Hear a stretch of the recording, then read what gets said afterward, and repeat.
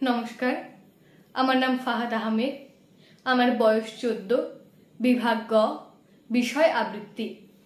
আমি সর্বভারতীয় সঙ্গীত ও সংস্কৃতি পরিষদের অনলাইন সাংস্কৃতিক প্রতিযোগিতা মেধা 2024-এ অংশগ্রহণ করছি। আমি আবৃত্তি করব কবি জীবনানন্দ দাশের লেখা বাংলার মুখ। বাংলার মুখ আমি দেখিয়ে আছি, তাই আমি পৃথিবীর রূপ খুঁজিতে যাই না আর। অন্ধকারে জেগে ওঠে ডুমুরের গাছে, চেয়ে দেখি ছাতার মতো বড় পাতাটির নিচে বসে আছে ভোরের দোয়েল পাখি।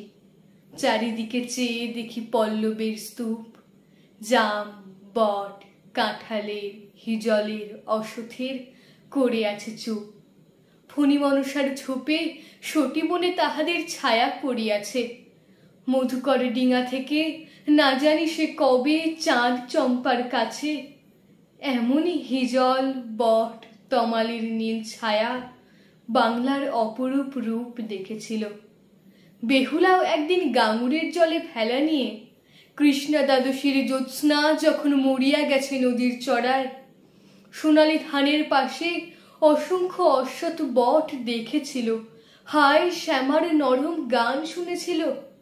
একদিন অমরায় গিয়ে ছিন্ন খঞ্জনার মতো যখন সে নেচেছিল ইন্দ্রের সভায়, বাংলার নদী, মাঠ, ভাট ফুল ঘুঙুরের মতো তার কেঁদেছিল পায়। নমস্কার।